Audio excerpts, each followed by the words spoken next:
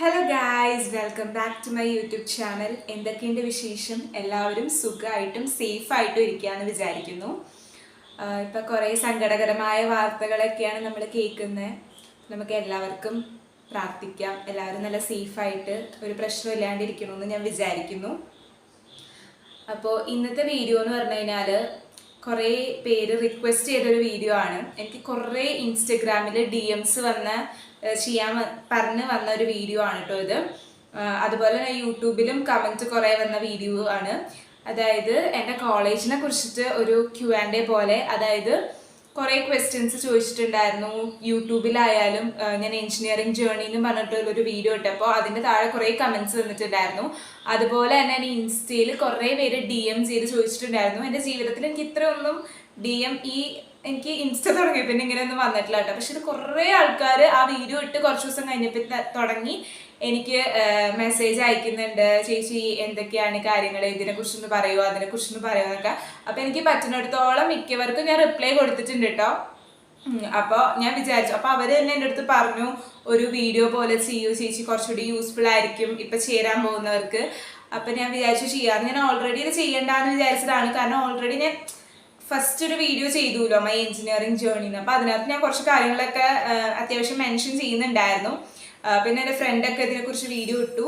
അപ്പം ഞാൻ വിചാരിച്ചു ഇനി വെറുതെ ഞാൻ റിപ്പീറ്റേറ്റീവായിട്ട് ഇടണ്ടെന്ന് വിചാരിച്ചു. പക്ഷെ ഞാൻ കുറേ പേര് ഇങ്ങനെ പറഞ്ഞു കുറച്ച് യൂസ്ഫുൾ ആയിരിക്കും ഇടൂന്ന്.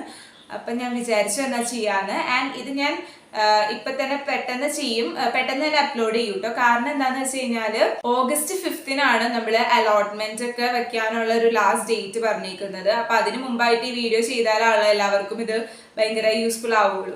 അപ്പം അതുകൊണ്ടാണ് ഞാൻ ഇപ്പൊ തന്നെ പെട്ടെന്ന് ചെയ്യാന്ന് വിചാരിച്ചു. അപ്പൊ ഞാൻ കുറച്ച് സ്ക്രീൻഷോട്ട് എടുത്ത് വെച്ചിട്ടുണ്ട്. എൻ്റെ ആ വീഡിയോന് താഴെ വന്ന് കമന്റുകൾ കുറച്ച് വന്നിട്ടുണ്ടല്ലോ. അപ്പൊ അതാദ്യം ഞാൻ സ്ക്രീൻഷോട്ട് എടുത്ത് വെച്ചിട്ടുണ്ട്. അപ്പൊ അതാദ്യം ഞാൻ ആൻസർ ചെയ്യുന്നതായിരിക്കും. അതിനുശേഷം ഞാൻ ഇൻസ്റ്റയില് DM വന്നതും പിന്നെ ഞാനൊരു Q&A ബോക്സ് ഇട്ടിട്ടുണ്ടായിരുന്നു. അതിൽ വന്ന ക്വസ്റ്റ്യൻസും ഒക്കെ ഞാനൊരു ബുക്കിൽ എഴുതി വെച്ചിട്ടുണ്ട്. അപ്പോൾ അതൊക്കെ ഞാൻ അതിനുശേഷം ആൻസർ ചെയ്യുന്നതായിരിക്കും. അപ്പൊ നമുക്ക് ഒട്ടും വൈകാണ്ട് നമുക്ക് സ്റ്റാർട്ട് ചെയ്യാം കേട്ടോ. ഇങ്ങനെ റാൻഡം ആയിട്ടാണല്ലോ സ്ക്രീൻഷോട്ട് എടുത്ത് വെച്ചേക്കുന്നത്. അപ്പോൾ ഇതിനകത്ത് വരുന്നത് ഓർഡറിലല്ല, ഞാൻ പറയാം എങ്ങനെയായിരിക്കും എന്ന്. അപ്പോൾ ഫസ്റ്റ് ക്വസ്റ്റ്യൻ തന്നെ ഞാൻ എടുത്തേക്കുന്നത് ഇവിടെ, ചേച്ചി CS ടോട്ടൽ എത്ര സ്റ്റുഡൻസ് ഉണ്ട്, അതിൽ എത്ര സ്റ്റുഡൻസിന് പ്ലേസ്മെന്റ് കിട്ടുന്നതാണ് ചോദിച്ചേക്കുന്നത്. അപ്പോൾ CS എങ്ങനെയാന്ന് വെച്ച് കഴിഞ്ഞാൽ ടോട്ടൽ ഒരു കണക്ക് എന്ന് പറഞ്ഞു കഴിഞ്ഞാൽ 120 ആയിരുന്നു. അതായത് 2 ഡിവിഷൻ ആയിരുന്നു ഇപ്പം ഞാൻ ചേർന്ന സമയത്ത് ഉണ്ടായിരുന്നത്, 60-60. പക്ഷെ അതിൽ തന്നെ ഇപ്പം ഞങ്ങളുടെ സമയത്ത് ഒരു ഞങ്ങളുടെ ക്ലാസ്സിൽ ഒരു 62 ഉണ്ടായിരുന്നു. അപ്പുറത്തെ ക്ലാസ്സിൽ CSAയിൽ ഒരു 63 ഉണ്ടായിരുന്നു. അപ്പോൾ ടോട്ടൽ അതനുസരിച്ചിട്ട് ഒരു 2-3 പേര് കൂടുതലാണ് 120യേക്കായും. അങ്ങനെയായിരുന്നു ഞാൻ ചേർന്ന സമയത്ത് ഉണ്ടായിരുന്നത്. ആൻഡ് ഇപ്പോൾ എന്താ പറയാ, കൂടുതൽ ഡിവിഷൻസ് കൂടിയിട്ടുണ്ട്. അതായത് CSA, CSB, CSD എന്നൊക്കെ പറഞ്ഞിട്ടുള്ള ഡിവിഷൻസ് കൂടിയിട്ടുണ്ട്. CSC എന്ന് പറഞ്ഞിട്ടുള്ള 3 ഡിവിഷൻ ആയിരുന്നു.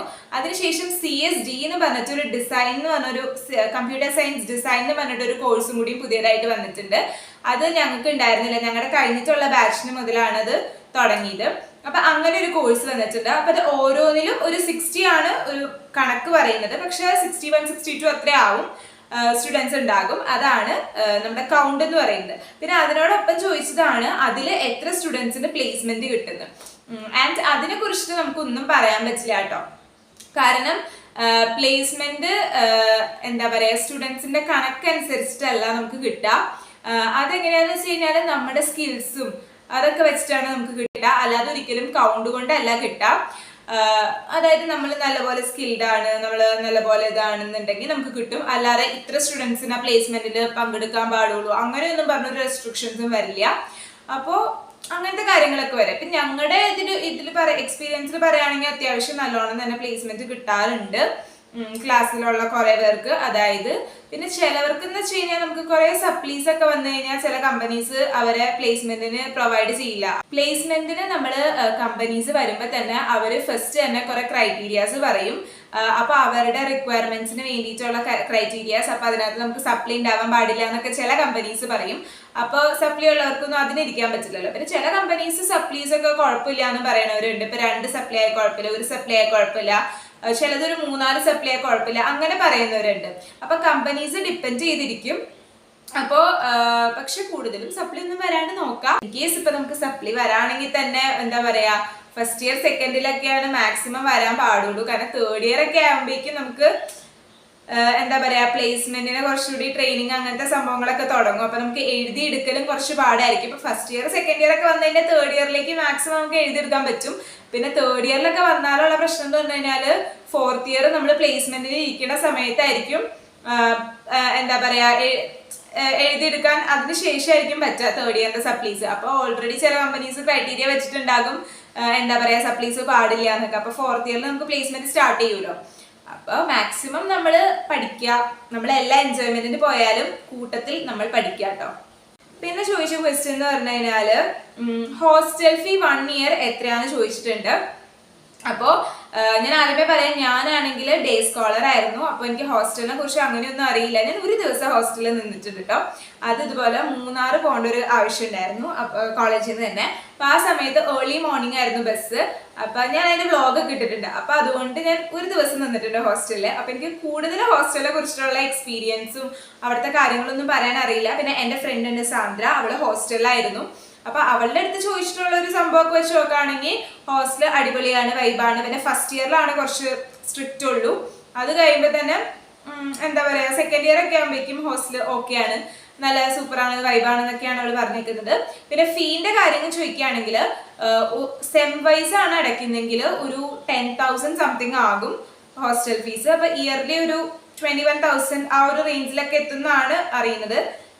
എനിക്ക് കറക്റ്റ് എമൗണ്ട് അറിയില്ല, അതുകൊണ്ട് ഏകദേശം ഒരു റേഞ്ചാണ് ഞാൻ പറയുന്നത് കേട്ടോ. പിന്നെ എന്താന്ന് വെച്ച് കഴിഞ്ഞാല് മെസ് ഫീസ് എക്സ്ട്രാ കൊടുക്കണം. അത് ഈ ഒരു എമൗണ്ടിൽ കാൽക്കുലേറ്റ് ആവില്ല. അത് നമ്മൾ ഓരോ മന്തും മെസ് ഫീസ് അല്ലാതെ കൊടുക്കേണ്ടി വരും. അപ്പോൾ അതാണ് ആ ക്വസ്റ്റിനുള്ള ആൻസർ കേട്ടോ. നമുക്ക് അടുത്ത ക്വസ്റ്റ്യനിലേക്ക് പോകാം കേട്ടോ. അടുത്ത ക്വസ്റ്റ്യൻ ചോദിക്കുന്നത്, ചേച്ചി CSE ഭയങ്കര ടഫാണോ പഠിക്കാൻ? ഞാനാണെങ്കിൽ +1 +2 ബയോളജി സ്റ്റുഡൻ്റ് ആയിരുന്നു. സോ CS ഒന്നും അറിയില്ല. സോ കോഡിംഗ് പ്രോഗ്രാമിംഗ് ഒക്കെ ഭയങ്കര ടഫാണോ? ആൻഡ് കാണാപ്പാഠം പഠിക്കാൻ കുറേ ഉണ്ടോ? ഒന്ന് റിപ്ലൈ തരുമോ പ്ലീസ്? ഓക്കെ, അപ്പൊ ഞാൻ റിപ്ലൈ ഓൾറെഡി ചെയ്തിട്ടുണ്ടായിരുന്നു. അപ്പൊ ഇത് കുറെ പേർക്കുള്ള ഡൗട്ടാണ്. എനിക്ക് ഇൻസ്റ്റയിൽ ഇതിനെ കുറിച്ച് മെസ്സേജ് വന്നിട്ടുണ്ട്. അപ്പൊ ഞാനിത് ഡീറ്റെയിൽ ആയിട്ട് പറയാം. അപ്പോൾ ഭയങ്കര ടഫാണോ എന്ന് വെച്ച് കഴിഞ്ഞാല് CS എല്ലാ കോഴ്സസിനും അതിൻ്റെതായ ടഫ്നെസ്സും ഒക്കെ ഉണ്ട്. അപ്പോൾ അതുപോലെ തന്നെ CS-ഉം ടഫൊക്കെയാണ്, നമുക്ക് പഠിക്കാൻ പറ്റും. പക്ഷെ എന്താ പറയാ നമുക്ക് നല്ലോണം ഒന്ന് ഇരുത്തി എക്സാമിന്റെ സമയത്തൊക്കെ പഠിച്ചാലും നമ്മൾ പാസ്സൊക്കെ ആകും. അത് നമുക്ക് പഠിക്കാനൊക്കെ പറ്റും. പിന്നെ +1 +2 ബയോളജി എടുത്തതിന്റെ പേരിൽ ഒട്ടും ടെൻഷൻ അടിക്കേണ്ട ആവശ്യമില്ല കേട്ടോ. കാരണം എൻ്റെ ഫ്രണ്ട്സിൽ തന്നെ മെജോറിറ്റി ആൾക്കാരും ബയോളജി ആയിരുന്നു എടുത്തത്. ആൻഡ് അവർക്കൊക്കെ നല്ല മാർക്ക് ഉണ്ട്. അപ്പൊ അതിനെക്കുറിച്ച് ഒട്ടും ടെൻഷൻ അടിക്കേണ്ട. ബയോളജി ആയിട്ടുള്ള സ്റ്റുഡൻസിന് ഇപ്പൊ കോഡിങ് പഠിക്കാൻ പറ്റില്ല അങ്ങനെയൊന്നും വിചാരിക്കേണ്ട ആവശ്യമില്ല. ഫസ്റ്റ് ഇയർ തന്നെ, അതായത് സെക്കൻഡ് സെമ്മിലാണ് നമുക്ക് പ്രോഗ്രാമിംഗ് സബ്ജക്ട് തുടങ്ങുന്നത്. C പ്രോഗ്രാമിംഗ് ആണ് തുടങ്ങുന്നത്. ആൻഡ് അപ്പൊ തന്നെ നമുക്ക് ബേസിക് ആയിട്ടുള്ള കാര്യങ്ങളിൽ നിന്ന് തുടങ്ങിയിട്ടാണ് നമ്മുടെ ടീച്ചേഴ്സ് ഒക്കെ പഠിപ്പിക്കുന്നത് കേട്ടോ. നല്ല ടീച്ചേഴ്സ് ആണ്, ഫാക്കൾട്ടീസ് ആണ്. അപ്പൊ അവർ നമ്മുടെ ബേസിക് ആയിട്ടുള്ള കാര്യങ്ങൾ തന്നെയാണ് പഠിപ്പിക്കുന്നത്. ഇപ്പൊ ഞാൻ പറയുകയാണെങ്കിൽ ഞങ്ങള് കോവിഡ് ബാച്ച് ആയിരുന്നു, അതായത് 2020 ബാച്ച് ആയിരുന്നു. അപ്പൊ ഞങ്ങൾക്ക് first year full online classes ആയിരുന്നു. പക്ഷെ ആ സമയത്ത് ആയാൽ പോലും ഞങ്ങളുടെ ഹൻസ മിസ് ആയിരുന്നു ഞങ്ങൾക്ക് C പ്രോഗ്രാമിംഗ് എടുത്തിട്ട്. അപ്പൊ മിസ് ഭയങ്കര കാര്യമായിട്ട് ബേസ് മുതലേ ഞങ്ങളെ പഠിപ്പിച്ച് അങ്ങനത്തെ കാര്യങ്ങളൊക്കെ ആയിരുന്നു. ഇപ്പൊ ബയോളജി പിള്ളേർക്ക് എക്സ്ട്രാ കെയർ ഒക്കെ കൊടുത്ത് അറ്റൻഷൻ ഒക്കെ കൊടുത്ത് അവരോട് കൂടുതൽ ക്വസ്റ്റ്യൻസ് ചോദിച്ച് അങ്ങനത്തെ കാര്യങ്ങളൊക്കെ ചെയ്യുന്നുണ്ട് കേട്ടോ. അപ്പൊ നമുക്കാണെങ്കിൽ അതിന് ഒരു ടെൻഷന്റെ ആവശ്യമില്ല. നല്ല ബേസിലാണ് പഠിപ്പിച്ചു തുടങ്ങുന്നത്. പിന്നെ നമ്മൾ കുറച്ച് എഫേർട്ട് ഇടണം, കുറച്ച് തന്നെ പ്രോഗ്രാംസ് ചെയ്ത് അങ്ങനത്തെ കാര്യങ്ങളൊക്കെ ചെയ്യണം. അപ്പൊ ബയോളജി എടുത്തു എന്ന് വെച്ചിട്ടും ടെൻഷൻ അടിക്കേണ്ട ആവശ്യമില്ല, നമുക്ക് പഠിക്കാൻ പറ്റും കേട്ടോ. ഓക്കെ, പിന്നെ ചോദിച്ചിരിക്കുന്നത്, ചേച്ചി അവിടെ മെറിറ്റിൽ കിട്ടിയാൽ സെം ഫീസ് എത്രയാന്ന് ചോദിച്ചിട്ടുണ്ട്. അപ്പോൾ മെറിറ്റിൽ കിട്ടിക്കഴിഞ്ഞാൽ എന്താന്ന് വെച്ച് കഴിഞ്ഞാൽ ഒരു ഇയർ 90K സംതിങ് ആണ് കേട്ടോ. കറക്റ്റ് എമൗണ്ട് ഞാൻ ഓർക്കുന്നില്ല, പക്ഷെ 90K സംതിങ് ആണ്.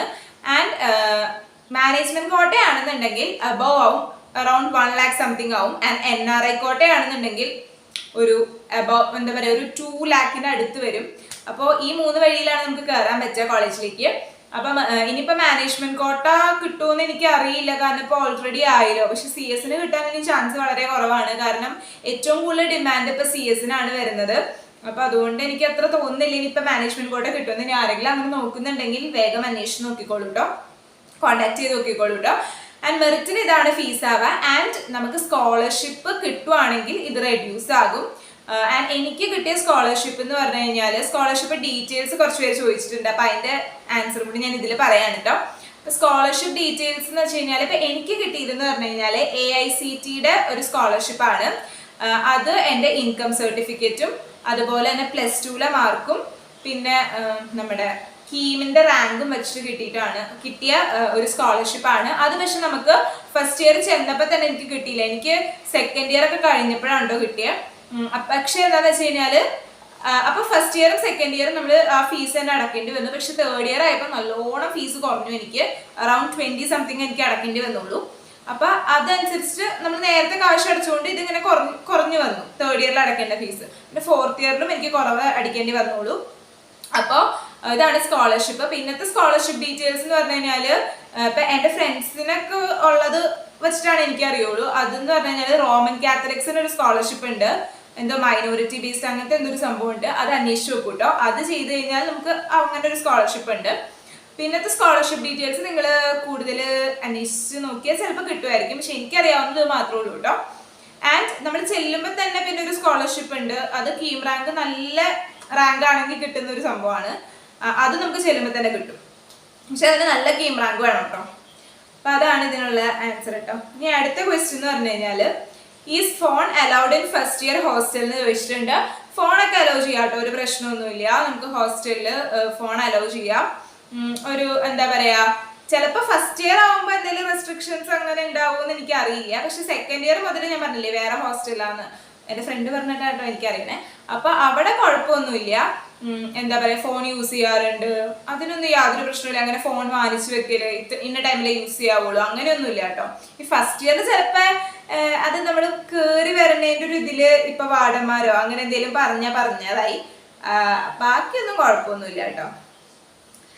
പിന്നെ ചോദിച്ചേക്കുന്നത് റാഗിങ് ഉണ്ടാവോ എന്ന് ചോദിച്ചിട്ടുണ്ട്. ആ കുട്ടി അഡ്മിഷൻ എടുത്തു എന്നാണ് പറഞ്ഞേക്കുന്നത് കേട്ടോ. അഡ്മിഷൻ എടുത്തിട്ടുണ്ടെങ്കിൽ ഓൾ ദി ബെസ്റ്റ്, കുഴപ്പമൊന്നുമില്ല, നല്ല കോളേജാണ്.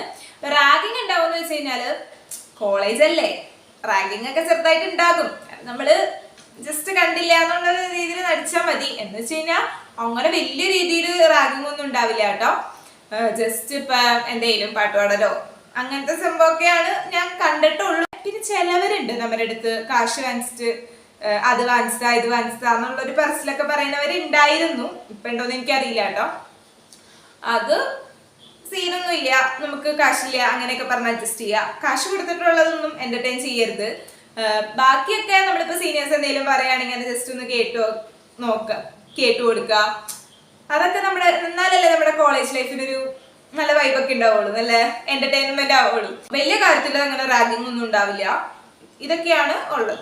എനിക്ക് അങ്ങനെ റാഗിങ് കിട്ടിയ വലിയ എക്സ്പീരിയൻസ് ഒന്നും ഇല്ല കേട്ടോ. ആകെ സീനിയേഴ്സ് ആരൊക്കെയോ വന്ന പ്രാവശ്യം എന്തോ ഒരു സമയത്ത് ഇങ്ങനെ പരിചയപ്പെടുന്ന പോലത്തെ ഒരു ഇത് അത് മാത്രമേ ഉണ്ടായിട്ടുള്ളൂ. അതിന് റാഗിങ് എന്നൊന്നും പറയാൻ പറ്റില്ല. പക്ഷെ അവരുടെ ഒരു ഇരിപ്പ് വശം എന്ന് പറഞ്ഞാൽ ബെഞ്ചൊക്കെ ഇട്ട് അങ്ങനെ ഇരുന്നിട്ടൊക്കെ ആയിരുന്നു ചോദിച്ചത്. പക്ഷെ എന്നാലും എന്താ പറയാ, വലിയ റാഗിങ് ഒന്നും ആയിട്ടൊന്നുമില്ല.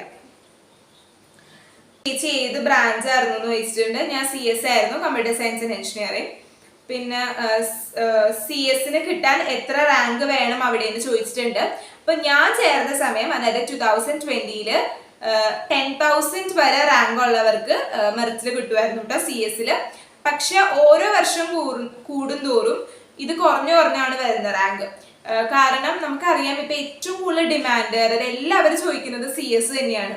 CS അഡ്മിഷൻ വേണം എന്നാണ് ചോദിക്കുന്നത്. അപ്പൊ അതുകൊണ്ട് റാങ്ക് കുറഞ്ഞു വരും. അത് കാരണം അത്ര പിള്ളേരുണ്ട് CS വരാൻ വേണ്ടിയിട്ട്. അതുകൊണ്ടാണ് ഇത്ര റാങ്ക് വരുന്നത് കേട്ടോ. അപ്പൊ എന്റെ റാങ്ക് എന്ന് പറഞ്ഞു കഴിഞ്ഞാല് 9,000 സംതിങ് ആയിരുന്നു. അപ്പൊ അതാണ്. ഓക്കെ, പിന്നത്തെ ക്വസ്റ്റ്യൻ എന്ന് പറഞ്ഞു കഴിഞ്ഞാല്, ചേച്ചി എനിക്ക് ഫിസാറ്റ് കഴിഞ്ഞാൽ പിന്നെ ഓപ്ഷനിൽ വയ്ക്കാൻ കൊള്ളാവുന്ന കോളേജ് പറയാമോ? ഫിസാറ്റ് പോലെയൊക്കെ കോളേജ് സ്ട്രിക്റ്റ് ആയാലും കുഴപ്പമില്ല, ഹോസ്റ്റലിലൊക്കെ ഫ്രീഡം ഉള്ളതെന്നാണ് പറഞ്ഞിരിക്കുന്നത്.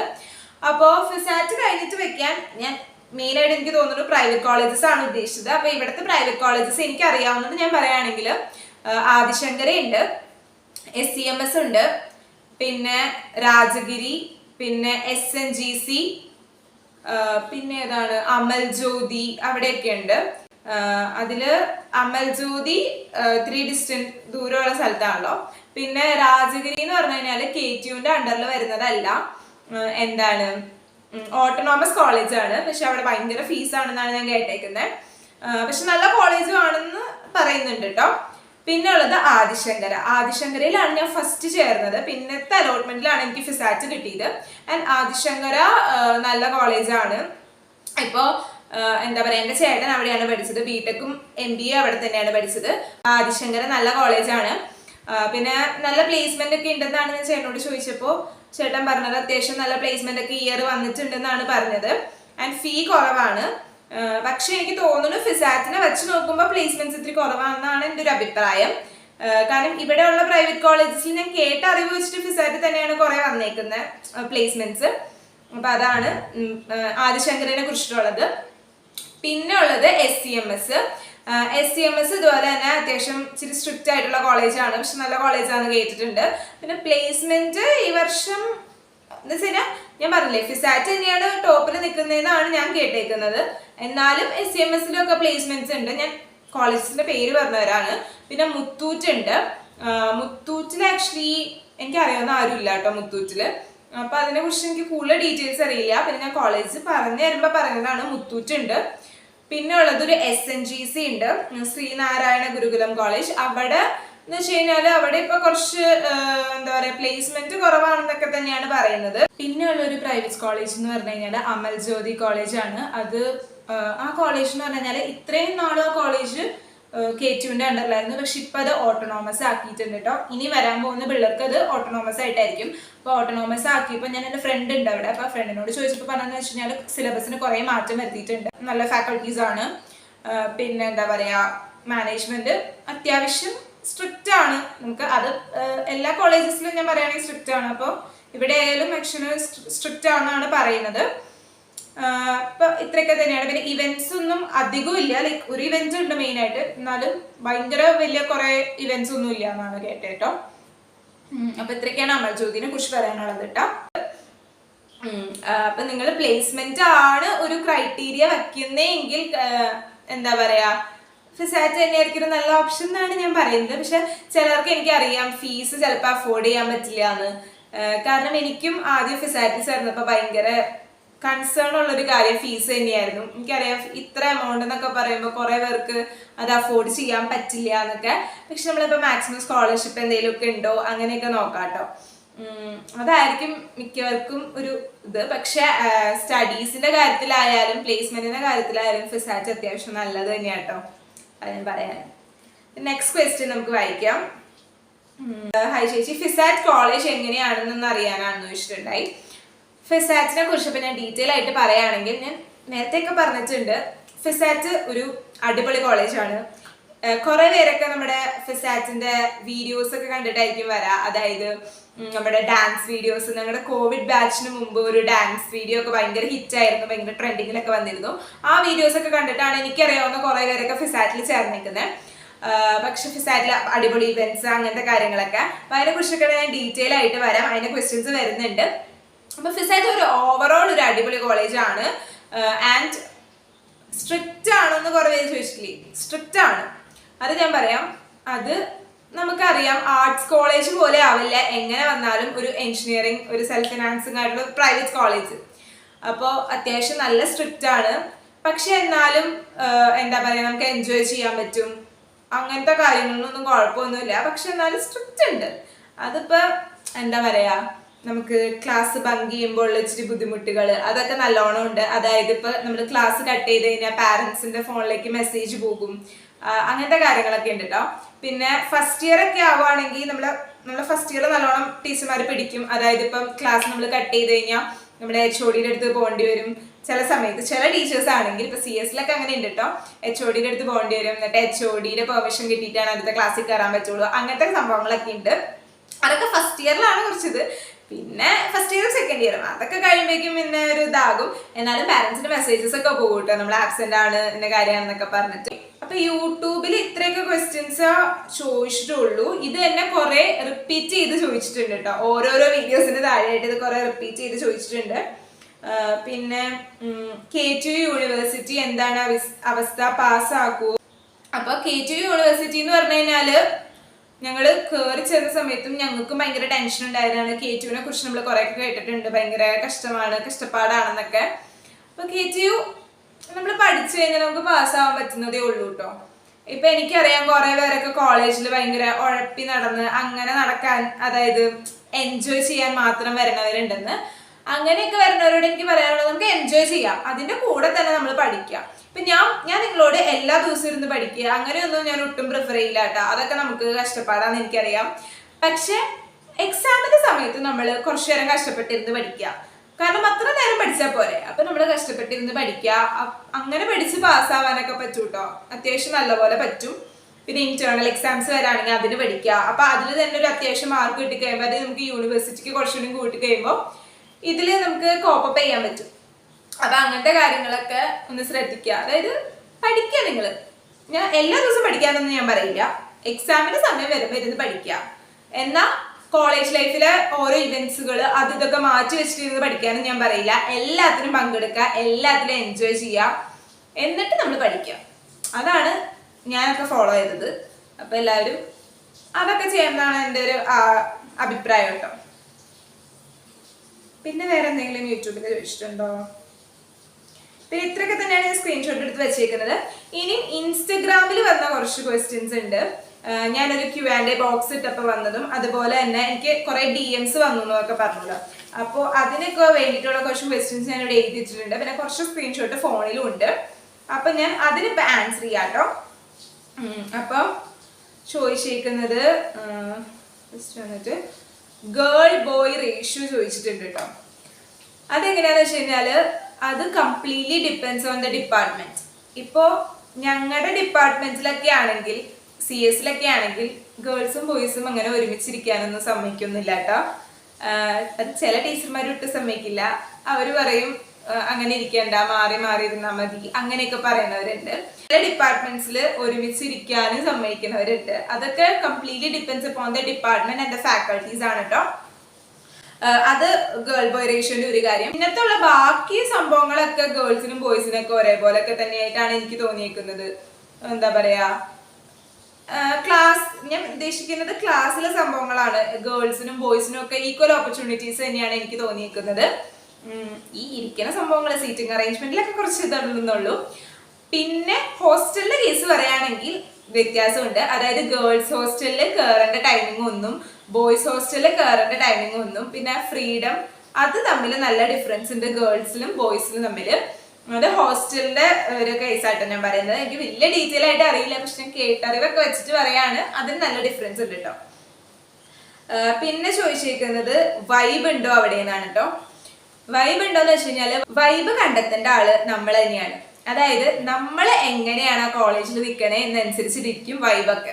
അതായത് നമ്മൾ മാക്സിമം എല്ലാ ഓപ്പർച്യൂണിറ്റീസും കണ്ടുപിടിച്ചിട്ട് അതിൽ പോവുക. അങ്ങനെയൊക്കെ വരുമ്പോൾ നമുക്ക് കൂടുതൽ ഇന്ററാക്ഷൻസ്, സ്റ്റുഡൻസ് ആയിട്ട് ഇന്ററാക്ട് ചെയ്യാൻ പറ്റും, കുറെ ഫ്രണ്ട്സിനെ കിട്ടും. അങ്ങനെയൊക്കെ ചെയ്യുമ്പോൾ നമുക്ക് കുറച്ച് വൈബ് കിട്ടും. പിന്നെ നമ്മുടെ കൂട്ടത്തിൽ നമുക്ക് കിട്ടുന്ന ഫ്രണ്ട്സ് ഭയങ്കര പൊളിയാണെങ്കിൽ നമുക്ക് നല്ല വൈബായിരിക്കും.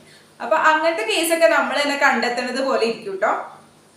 അല്ലാതെ കോളേജ് ആസെറ്റ് പറയുകയാണെങ്കിൽ ചിലപ്പോൾ നിങ്ങൾ വിചാരിക്കുക ഇവിടെ ഒന്നും ഇല്ലല്ലോ, അങ്ങനെയൊക്കെ വിചാരിക്കും. നമ്മളെങ്ങനെ പെരുമാറുന്നു അങ്ങനെ അനുസരിച്ചിരിക്കും വൈബ്. പിന്നെ ഒരു ഇതിന്റെ ഇടയിൽ ഒരു ഫണ്ണി ക്വസ്റ്റ്യൻ ചോദിച്ചിട്ടുണ്ട് കേട്ടോ. മുഞ്ചുള്ള ചെക്കന്മാരൊക്കെ ഉണ്ടോന്ന്. അത്യാവശ്യമൊക്കെ ഉണ്ട്. പിന്നെ സ്ട്രിക്റ്റ് ആണോന്ന് ചോദിച്ചിട്ടുണ്ട്. അത് ഞാൻ ഓൾറെഡി പറഞ്ഞു, സ്ട്രിക്റ്റ് ആണ്. ആൻഡ് ഓരോ ഡിപ്പാർട്ട്മെന്റ്സിനെ വെച്ച് നോക്കുകയാണെങ്കിൽ CS തന്നെയാണ് അത്യാവശ്യം സ്ട്രിക്റ്റ്. ഒരു ക്വസ്റ്റ്യൻ ചോദിച്ചത് എന്താണെന്ന് വെച്ച് കഴിഞ്ഞാൽ, ഇപ്പൊ CS-ൽ പ്ലേസ്ഡ് ആവാനായിട്ട് നമ്മൾ പഠിക്കുന്ന സബ്ജക്റ്റുകൾ മാത്രം മതിയോ, അതോ വേറെ എന്തെങ്കിലും എക്സ്ട്രാ സ്കിൽസ് വേണോ പ്ലേസ്ഡ് ആവാൻ? ഇപ്പൊ ഞാൻ പഠിച്ചപ്പോൾ എന്തെങ്കിലും റെഫറൻസോ അതൊക്കെ എന്താന്നൊക്കെ ചോദിച്ചിട്ടുണ്ട് കേട്ടോ. അതിന് പറയുകയാണെങ്കിൽ ഇപ്പൊ CS-ൽ നമുക്ക് കുറേ സബ്ജക്റ്റുകൾ ഉണ്ടാവും. ആൻഡ് ഈ സബ്ജക്റ്റുകളൊക്കെ, ഇതിലുള്ള മെജോറിറ്റി കോർ സബ്ജക്റ്റുകളൊക്കെ നമുക്ക് ആവശ്യമുണ്ട്. പക്ഷെ അത് നമുക്ക് ആവശ്യമുള്ളത് മെയിനായിട്ട് ഇന്റർവ്യൂവിന് അങ്ങനത്തെ കേസിലൊക്കെയാണ് കൂടുതൽ ആവശ്യം. ആൻഡ് ഇപ്പോൾ നമുക്ക് പ്ലേസ്മെന്റിന് ഇരിക്കുമ്പോൾ നമുക്ക് വേണ്ടത് എന്താ പറയാ, ഇപ്പൊ ഞാൻ ഫോർ എക്സാമ്പിൾ പറയുകയാണെങ്കിൽ ഡേറ്റ സ്ട്രക്ചേഴ്സ് ഒക്കെ ഉണ്ട്. ഈ ഡേറ്റ സ്ട്രക്ചേഴ്സിൽ കുറെ സ്റ്റാക്ക് ക്യൂ, ഇപ്പൊ നിങ്ങൾക്ക് കേൾക്കുമ്പോൾ ഒന്നും മനസ്സിലാവില്ലായിരിക്കും, പക്ഷെ പഠിച്ചു വരുമ്പോൾ നമുക്ക് മനസ്സിലാവും. അപ്പോൾ ഇങ്ങനത്തെ സംഭവങ്ങളൊക്കെ ആണെങ്കിൽ ഇതൊക്കെ നമുക്കിപ്പോൾ ഒരു പ്രോഗ്രാം ആയിട്ട് വേണമെങ്കിൽ ചോദിക്കാം, ഒരു കോൺസെപ്റ്റ് വിർച്വൽ പ്രോഗ്രാം ഒക്കെ ആയിട്ട് ചോദിക്കുകയാണെങ്കിൽ നമുക്ക് ഇതിന്റെ ആവശ്യം വരും. അപ്പൊ ഇത് നമ്മൾ നല്ലോണം പഠിക്കണം. ഇതുപോലെ തന്നെ ഓപ്പറേറ്റിംഗ് സിസ്റ്റം ഉണ്ട്, അത് നമ്മുടെ ഒരു കോർ സബ്ജക്റ്റ് ആണ്. പക്ഷെ ഈ സബ്ജക്റ്റുകൾ പ്രോഗ്രാമിൽ കാര്യമില്ല. നമുക്കിതിപ്പോ ഇന്റർവ്യൂവിന് ചോദിക്കാം, ഇങ്ങനത്തെ കോൺസെപ്റ്റ്, ഈ കോൺസെപ്റ്റ്, അങ്ങനത്തെ സംഭവങ്ങൾ, ഇതൊക്കെ ഇന്റർവ്യൂവിന് ചോദിക്കാം. അപ്പൊ അത് നമ്മൾ നന്നായിട്ട് പഠിക്കണം. അങ്ങനെ ഓരോ കാര്യങ്ങൾ നമുക്ക് ഇന്റർവ്യൂവിന് വേണ്ടിയിട്ട് ആവശ്യം ഉണ്ടാവും. ചിലത് നമുക്ക് ടെക്നിക്കൽ പരമായിട്ടുള്ള റൗണ്ട്സിന് ആവശ്യം ഉണ്ടാകും. ഇന്റർവ്യൂവിന്റെ കേസിലാണ് കേട്ടോ ഞാൻ പറയുന്നത്. അപ്പോൾ അങ്ങനെ വെച്ച് നോക്കുമ്പോൾ സബ്ജക്റ്റുകൾ ഈക്വൽ ഇമ്പോർട്ടൻ്റ് ആണ്. അതുപോലെ തന്നെ നമുക്ക് എക്സ്ട്രാ ആയിട്ടുള്ള സ്കിൽസ് എന്ന് പറയുകയാണെങ്കിൽ നമ്മൾ തന്നെ എഫേർട്ട് എടുക്കണം. അതായത് നമുക്ക് ഓൾറെഡി പ്ലേസ്മെന്റ് ട്രെയിനിങ്സ് പ്രൊവൈഡ് ചെയ്യും. ഒരു 3rd ഇയർ ഒക്കെ ആകുമ്പോഴേക്കും നമുക്ക് ടെക്നിക്കൽ പ്രൊവൈഡ് ചെയ്യും. പിന്നെ 4th ഇയറിന്റെ സ്റ്റാർട്ടിങ്ങിലാകുമ്പോഴേക്കും നമുക്ക് ആപ്റ്റിറ്റ്യൂഡ് ട്രെയിനിങ്സ് പ്രൊവൈഡ് ചെയ്യും. പക്ഷെ ഇതൊക്കെ എത്ര ട്രെയിനിങ് കിട്ടിയാലും നമ്മൾ എഫേർട്ട് എടുക്കണം. കുറച്ചും കൂടി പ്രാക്ടീസ് ചെയ്യണം. പ്രോഗ്രാമിംഗ് ക്വസ്റ്റ്യൻസ് ആയാലും ആപ്റ്റിറ്റ്യൂഡ് ക്വസ്റ്റ്യൻസ് ആയാലും. അപ്പൊ നമ്മൾ എഫേർട്ട് എടുക്കണ അനുസരിച്ചിട്ടിരിക്കും നമ്മുടെ കാര്യം, എന്താ പറയാ, നമ്മുടെ പ്ലേസ്മെന്റ്സിന്റെ കാര്യങ്ങളൊക്കെ കേട്ടോ. അപ്പൊ അത് നമ്മളായിട്ട് എഫേർട്ട് എടുത്തില്ലെങ്കിൽ ഒന്നും നടക്കില്ല. പിന്നെ ഞാൻ പറയുകയാണെങ്കിൽ റൗണ്ട്സ് ഇന്റർവ്യൂവിന്റെ ടിപ്സ് ഒക്കെ ചോദിച്ചിട്ടുണ്ട്. അപ്പൊ അത് പറയാനാണെങ്കിൽ നമുക്ക് മെയിൻ ആയിട്ടുള്ളത് ആപ്റ്റിറ്റ്യൂഡ്. ഫസ്റ്റ് തന്നെ ഒരു ആപ്റ്റിറ്റ്യൂഡ് റൗണ്ട് ഉണ്ടാകും, പിന്നെ ഉള്ളത് ഒരു കോഡിംഗ് റൗണ്ട്, പിന്നെയാണ് ഇന്റർവ്യൂസ്. ഈ ഇന്റർവ്യൂസിൽ തന്നെ ടെക്നിക്കൽ ഇന്റർവ്യൂസ് ഉണ്ടാവും, HR ഇന്റർവ്യൂസ് ഉണ്ടാകും, മാനേജറിയൽ ഇന്റർവ്യൂസ് ഉണ്ടാവും, അങ്ങനത്തെ കാര്യങ്ങളൊക്കെ ഉണ്ടാവും. അപ്പോൾ ഈ ആപ്റ്റിറ്റ്യൂഡ് എന്ന് പറഞ്ഞു കഴിഞ്ഞാൽ ഇപ്പൊ നമുക്ക് ട്രെയിനിങ്ങിന് തരുമ്പോൾ കുറെ ആപ്റ്റിറ്റ്യൂഡ്സ് ഒക്കെ തരും. ഇത് മാത്രം പഠിച്ചിട്ട് കാര്യമില്ല, നമ്മളും കുറെ ആപ്റ്റിറ്റ്യൂഡ് പ്രാക്ടീസ് ചെയ്യണം. പ്രാക്ടീസ് ചെയ്ത് വരുമ്പോൾ നമുക്ക് ആപ്റ്റിറ്റ്യൂഡ് ഒക്കെ എളുപ്പമായിട്ട് തോന്നും കേട്ടോ. കുറച്ച് അതായത് നമുക്ക് ആ ഒരു ടെക്നിക്കൊക്കെ മനസ്സിലാക്കി കഴിഞ്ഞാൽ നമുക്ക് സുഖമായിട്ട് കയറി പോരാൻ പറ്റും ചിലതൊക്കെ. അപ്പൊ നമ്മൾ ആപ്റ്റിറ്റ്യൂഡ് പഠിക്കണം. ഇപ്പൊ നിങ്ങൾ ആപ്റ്റിറ്റ്യൂഡ് പഠിച്ചിട്ട് ടെക്നിക്കല് പഠിക്കണം അങ്ങനത്തെ കേസ് നോക്കണ്ട കേട്ടോ. കാരണം ഓരോ കമ്പനീസ് അനുസരിച്ചിട്ടിരിക്കും. ഇപ്പൊ ചില കമ്പനീസ് ആദ്യം തന്നെ ഒരു കോഡിംഗ് റൗണ്ട് വെക്കും, പിന്നെ ആപ്റ്റിറ്റ്യൂഡ് വെക്കണവരുണ്ട്, പിന്നെ ചിലവര് രണ്ടും ഒരുമിച്ച് വെച്ചിട്ട് പിന്നെ ഇന്റർവ്യൂസ് വെക്കണവരുണ്ട്. അത് ഓരോരോ കമ്പനീസിന്റെ ഇതുപോലെ ഇരിക്കും കേട്ടോ. അപ്പൊ നമ്മള് അങ്ങനത്തെ കാര്യങ്ങളൊക്കെ നമ്മൾ സെൽഫായിട്ട് പഠിക്കുകയൊക്കെ വേണം. ഈ കോഡിങ്ങിന്റെ കേസ് എന്ന് പറഞ്ഞു കഴിഞ്ഞാല് ഈ കോഡിങ് നമുക്ക് ഓൾറെഡി ടെക്നിക്കൽ ട്രെയിനിങ് വരുമ്പോൾ നമുക്ക് ഓൾറെഡി കുറെ കോഡിങ്സ് ഒക്കെ തരും, ലൈക് പ്രോഗ്രാമിംഗ് ക്വസ്റ്റ്യൻസ് ഒക്കെ തരും. അപ്പൊ ഈ പ്രോഗ്രാമിംഗ് ക്വസ്റ്റ്യൻസ് നമ്മൾ അപ്പ ചെയ്തിട്ട് അവിടെ ലാപ്ടോപ്പ് അടിച്ചു വെച്ചിരിക്കരുത്. നമ്മളിത് കണ്ടിന്യൂസ്ലി പ്രാക്ടീസ് ചെയ്തുകൊണ്ടേ ഇരിക്കണം. അതായത് ഇപ്പൊ എൻ്റെ ഒരു ടിപ്പായിട്ട് ഞാൻ പറയുകയാണെങ്കിൽ ഒരു ദിവസം ഒരു 5-6 പ്രോഗ്രാം, അതായത് സിമ്പിൾ ആണെങ്കിൽ ഒരു 2-3 എണ്ണം, അല്ലെങ്കിൽ ഇപ്പൊ ടഫ് ഒക്കെ ആണെങ്കിൽ അറ്റ്ലീസ്റ്റ് ഒരെണ്ണെങ്കിലും വെച്ചിട്ട് പ്രാക്ടീസ് ചെയ്തുകൊണ്ടേ ഇരിക്കണം. കാരണം കോഡിങ് പ്രാക്ടീസ് ഇല്ലാണ്ട് ഒന്നും നടക്കില്ല. ആൻഡ് എൻ്റെ പേഴ്സണൽ എക്സ്പീരിയൻസിൽ ഞാൻ പറയാണ്, നിങ്ങൾ വായിച്ചു നോക്കി പഠിക്കരുത്. കോഡിങ് എപ്പോഴും ചെയ്ത് തന്നെ നോക്കി പഠിക്കണം. ഇപ്പൊ നമ്മൾ വായിച്ച് പഠിക്കുമ്പോൾ നമ്മൾ വിചാരിക്കും ഇത് സിമ്പിൾ അല്ല, ഇത് കിട്ടി, അങ്ങനെയൊക്കെ നമ്മൾ വിചാരിക്കും. പക്ഷെ അങ്ങനെ വിചാരിക്കാനേ പാടില്ല. ഇപ്പൊ നമുക്ക് ചിലപ്പോൾ ക്വസ്റ്റ്യൻ കിട്ടുമ്പോൾ സിമ്പിൾ ആണെന്ന് വിചാരിച്ചെങ്കിലും ചെയ്ത് വരുമ്പോൾ ചിലപ്പോൾ സിൻടാക്സിലൊരു പ്രശ്നം ഉണ്ടാകും, അതുപോലെ തന്നെ യൂതെന്താ കിട്ടാതെ അങ്ങനെയൊക്കെ വരും. അപ്പൊ നമ്മൾ ചെയ്ത് പഠിക്കുകയാണെങ്കിൽ നമുക്കത് എന്താണ് എറർ എന്നൊക്കെ മനസ്സിലാകും. അപ്പൊ എറർ വന്നോട്ടെ, കുഴപ്പമില്ല, കുറെ എറർ വന്നോട്ടെ, അപ്പൊ നമുക്ക് ഓരോന്ന് എന്താന്നൊക്കെ മനസ്സിലാക്കാൻ പറ്റും. അപ്പൊ നമ്മൾ ഇതൊന്ന് ചെയ്ത് തന്നെ പഠിക്കണം കേട്ടോ. അത് ഞാൻ ഭയങ്കര ഒരു ഇമ്പോർട്ടൻ്റ് ആയിട്ട് പറയാണ്. അത് എന്തായാലും ചെയ്ത് തന്നെ പഠിക്കണം, വായിച്ച് പഠിക്കാനേ പാടില്ല. അപ്പൊ അതാണ് കോഡിങ്ങിനെ കുറിച്ച് പറയാനുള്ളത്. പിന്നെ ഇന്റർവ്യൂ പ്രിപ്പറേഷൻ എന്ന് പറഞ്ഞു കഴിഞ്ഞാൽ കുറെ ക്വസ്റ്റ്യൻസ് ഒക്കെ ഇപ്പൊ നെറ്റിലുണ്ടാകും, കുറെ സൈറ്റിലൊക്കെ എന്താ പറയാ interview questions four DS Java അങ്ങനെയൊക്കെ പറഞ്ഞ ഓരോന്നിനും അടിച്ച് കൊടുത്തു കഴിഞ്ഞാല് നമുക്ക് വരും. അപ്പൊ അത് കുറെ പ്രിപ്പയർ ചെയ്യുക, കുറെ വായിക്കുക, പഠിക്കുക, അതൊക്കെ ചെയ്യാട്ടോ. ആൻഡ് പിന്നെ ഉള്ളതെന്ന് പറഞ്ഞു കഴിഞ്ഞാല് പ്രോഗ്രാമിംഗ് ലാംഗ്വേജസ് ഏതൊക്കെയാ പഠിക്കേണ്ടതെന്ന് വെച്ച് കഴിഞ്ഞാല് ഇപ്പൊ കുറെ ഉണ്ടല്ലോ, C, ജാവ, പൈത്തൺ. അപ്പൊ അറ്റ്ലീസ്റ്റ് നിങ്ങൾ ഒരെണ്ണത്തെങ്കിലും ഭയങ്കര ഒരു എക്സ്പേർട്ട് ആയി ഇരിക്കുക. കാരണം മിക്ക ഇന്റർവ്യൂസിൽ അവർ ചോദിക്കും ഏത് ലാംഗ്വേജ് ആണ് നിങ്ങൾക്ക് ഇഷ്ടം എന്ന് ചോദിക്കും. അപ്പൊ നമ്മുടെ ഇഷ്ടത്തിലുള്ള ലാംഗ്വേജ് പറഞ്ഞു കഴിഞ്ഞാൽ അതിനെ കുറിച്ച് കുറെ ചോദിക്കുന്നവരുണ്ട്. ആൻഡ് ഞാൻ പറയുകയാണെങ്കിൽ പൈത്തൺ ചൂസ് ചെയ്യാണ്ടിരിക്കുന്നതായിരിക്കും നല്ലത്. അപ്പൊ നിങ്ങൾ വിചാരിക്കും എന്താണ്, കാരണം പൈത്തൺ ആയിരിക്കും ഭയങ്കര എളുപ്പം. നമുക്കറിയാം പൈത്തൺ ആണ് ഏറ്റവും സിമ്പിൾ പ്രോഗ്രാമിംഗ് ലാംഗ്വേജ്. പക്ഷെ ഇപ്പൊ പൈത്തന്റെ ഡിമാൻഡ് ആക്ച്വലി ഭയങ്കര കുറവാണ്. ഇപ്പൊ ഏറ്റവും കൂടുതൽ കമ്പനീസിന് എനിക്ക് തോന്നുന്നു ആവശ്യം ജാവയാണ്. അപ്പൊ ജാവയ്ക്ക് ഒരു ഫോക്കസ് കൊടുക്കുന്നത് എന്തുകൊണ്ടും നല്ലതായിരിക്കും കേട്ടോ. ഇനിയിപ്പോ ഇപ്പൊ ഫസ്റ്റ് ഇയറിലേക്ക് കയറാൻ പോണ പിള്ളേര് ഒരു 4 വർഷം കഴിഞ്ഞിട്ട് ഈ വീഡിയോ കാണുമ്പോൾ എങ്ങനെയായിരിക്കും എന്ന് എനിക്കറിയില്ല. എന്താ പറയാ, അപ്പോഴും ജാവ തന്നെ ആയിരിക്കും എന്ന് എനിക്കറിയില്ല. പക്ഷെ ആസ് ഓഫ് നൗ ഇപ്പൊ ജാവയ്ക്കാണ് കൂടുതൽ റിക്വയർമെന്റ്സ് എന്നാണ് എൻ്റെ ഒരു അറിവ്. അപ്പൊ കൂടുതലും ജാവയിലൊക്കെ ചെയ്യുന്നതായിരിക്കും നല്ലത്. പൈത്തൺ ഇപ്പൊ നമുക്ക് പൈത്തൺ അറിയാന്ന് പറഞ്ഞാലും അതിന് അത്ര ഡിമാൻഡ് ഇല്ല, കാരണം പൈത്തൺ ഭയങ്കര ഒരു സിമ്പിൾ ലാംഗ്വേജസ് ആണ്. ഇപ്പൊ കമ്പനീസിനൊന്നും പൈത്തൺ വേണ്ട. അങ്ങനെയാണ് എൻ്റെ ഒരു, ഞാൻ എല്ലാ കമ്പനീസിന്റെ കാര്യമല്ല പറയുന്നത്, ഞാനൊരു ആവറേജ് പൊതുവേ ഉള്ളൊരു അഭിപ്രായമായിട്ടോ പറയുന്നത്. അപ്പൊ ഒരു ജാവയിലൊക്കെ കുറച്ചുകൂടിയും പഠിക്കുക, അങ്ങനത്തെ കാര്യങ്ങളൊക്കെ ചെയ്യാം കേട്ടോ. നോക്കുക, സെർച്ച് ചെയ്യുക, അങ്ങനെ പഠിച്ചു കഴിഞ്ഞാൽ കുറച്ചുകൂടി നല്ലതായിരിക്കും എന്നാണ് എൻ്റെ ഒരു അഭിപ്രായം കേട്ടോ. അപ്പോൾ ഓൾ ദീസ് നമുക്ക് വേണ്ട ഒരു സംഭവമാണ് ലക്ക്.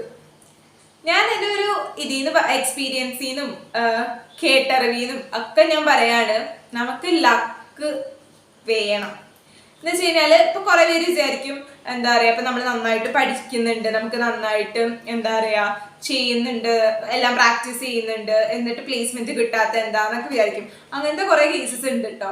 നമുക്ക് ലക്ക് ഇല്ലെങ്കിൽ ചിലപ്പോൾ ഇതൊക്കെ ഉണ്ടായാലും കിട്ടിയില്ല എന്ന് വരും. അപ്പൊ അതൊക്കെ നമ്മുടെ ഭാഗ്യം പോലെ കിട്ടും, ഭാഗ്യം അനുസരിച്ചിരിക്കും കേട്ടോ.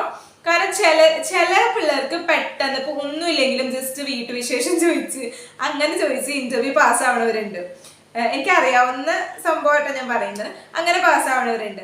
ചിലതിപ്പം എന്താ പറയാ കുറെ ചോദിച്ചു പറഞ്ഞു, നമ്മള് ആൻസേഴ്സ് ഒക്കെ പറഞ്ഞു, നമുക്കൊരു കോൺഫിഡൻസ് ഉണ്ട്, എന്നിട്ട് കിട്ടാത്തവരുണ്ട്. അപ്പൊ അങ്ങനത്തെ കുറെ കേസസ് ഉണ്ട്. അപ്പൊ നമുക്ക് ലക്കും ഒരു ഇമ്പോർട്ടൻറ്റ് ഫാക്ടർ തന്നെയാണ് കേട്ടോ. എന്ന് വെച്ചാൽ ലക്ക് കൊണ്ട് മാത്രം കിട്ടുന്നല്ല ഞാൻ പറയുന്നത്, അതിൻ്റെ ഒപ്പം നമ്മൾ പഠിക്കുകയും വേണം, നന്നായിട്ട് എല്ലാത്തിനെ കുറിച്ച് അറിവും പഠിത്തവും ഒക്കെ വേണം, എന്നാലാണ് കിട്ടുള്ളൂ. ഓക്കെ, പിന്നത്തെ കാര്യം എന്ന് പറഞ്ഞു കഴിഞ്ഞാല് ചോദിച്ചിരിക്കുന്നത് ഇവന്റ്സിനെ കുറിച്ചിട്ട് ചോദിച്ചിട്ടുണ്ട്. അപ്പോൾ ഇവന്റ്സ് ഞങ്ങളുടെ ഫിസാറ്റ് കോളേജിലെ മെയിൻ ഇവന്റ്സ് എന്ന് പറഞ്ഞു കഴിഞ്ഞാൽ ഭരതാണ്. ഭരത് എന്ന് പറഞ്ഞാൽ എവറി ഓൾട്ടർനേറ്റ് ഇയേഴ്സിൽ നടത്തുന്ന ഒരു ഇവന്റ് ആണ്. അതൊരു വലിയ ഇവന്റ് ആണ്.